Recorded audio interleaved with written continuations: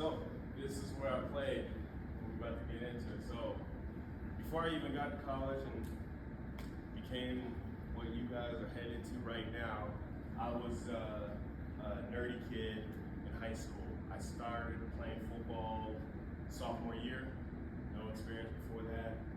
I didn't know my left from my right the first day, but I had a dream to get a scholarship because I knew my parents couldn't pay for school. So I made it my job that year, and then I even took it to the next level my junior year. Didn't have offers, but I was like, all right, I got about 18 months to get it started.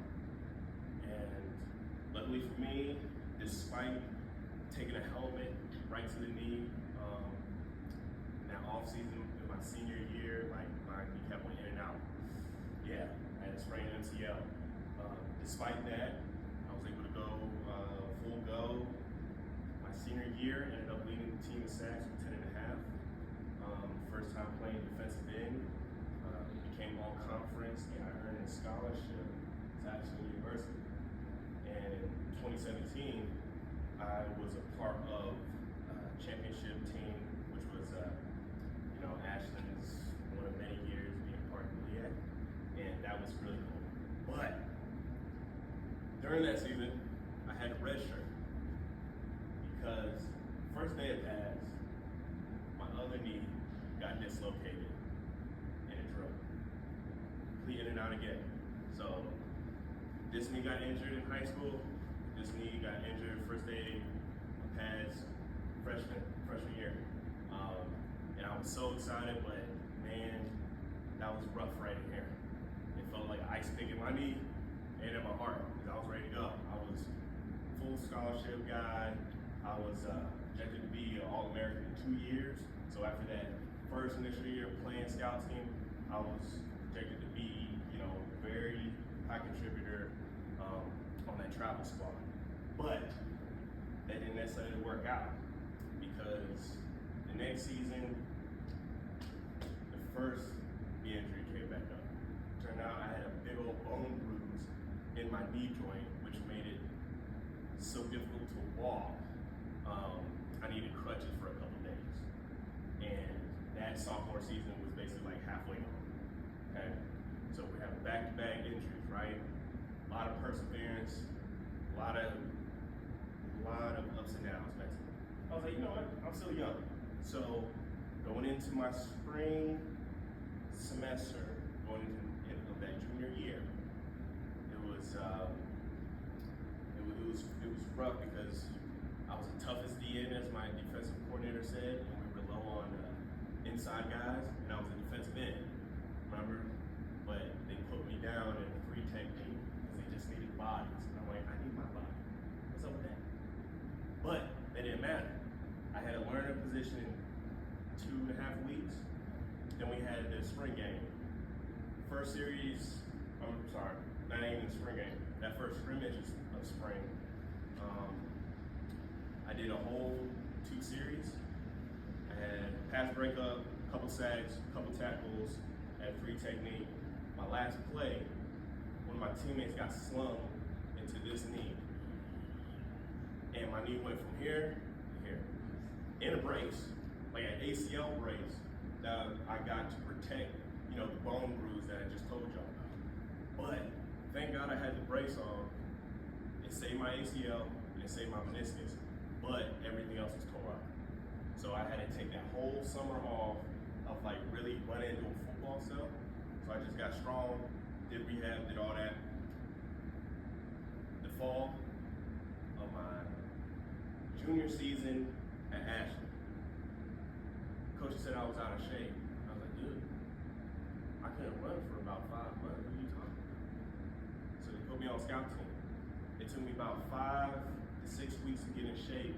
But at this time, though, I became a leader on scout team, was killing the first string, line and offense. And I earned multiple scout team player of the week, ended up traveling. But this is how crazy sports can be, especially on your mental. So I just got done traveling, went to Wayne State next week. They put me back back down to scout team when we had the numbers to track. Like, and a guy just got hurt that week too. Interior guy just blew his knee out. So I was like, coach, there's numbers. Like, oh, we don't have the numbers, but there's a spot and I can play multiple positions. Why am I back on scout team? And he just looked at me and said, we're not playing.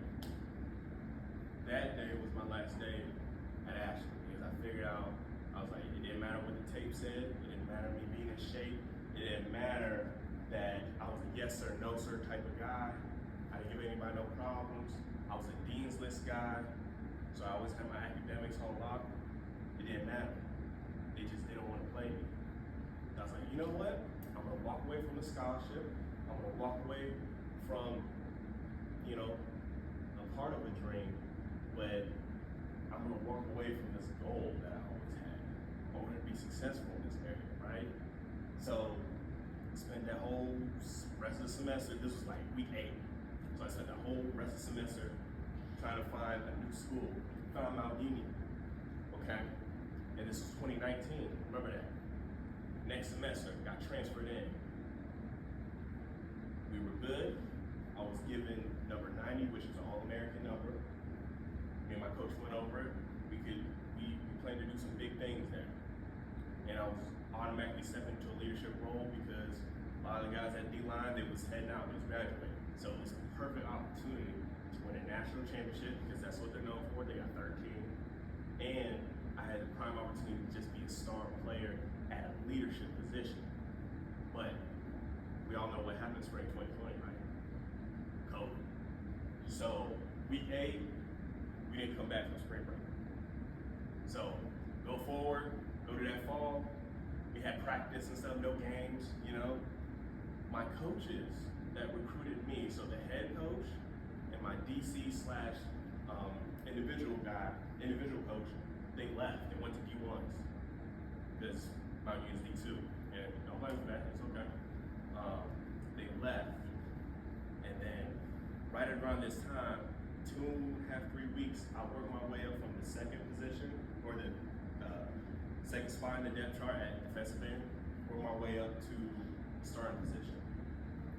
After they left, and after they had to call practice because too many guys were getting sick with COVID that fall, and like they just ended it for the semester.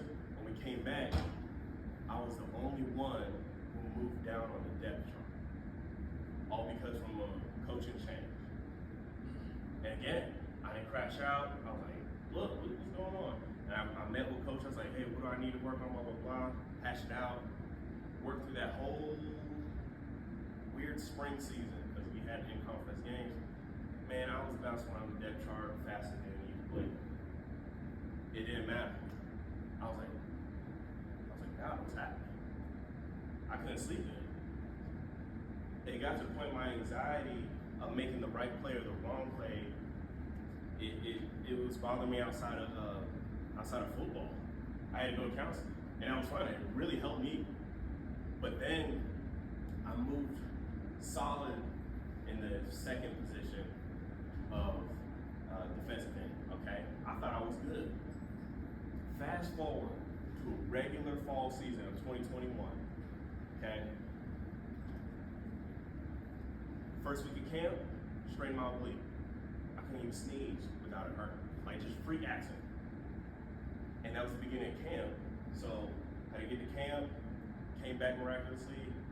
That first week of the game, first game, got a fumble recovery, a couple tackles, it was good. But again, I bounced up the depth chart faster than you can blink. My anxiety got so bad now, when I was just good, but it got so bad now, I really couldn't go to sleep. I wouldn't go to sleep till 3:30. And then I would have to get up at 5:20 with them 6 a.m. lifts, because that's all we did at home. So just imagine, you do that, got lift, and then you got practice, full pads on later on in the day. But I was so worried, I'm like, look, I'm not playing. Nobody cares about my tape. Nobody cares about the goals or how I can help out the team.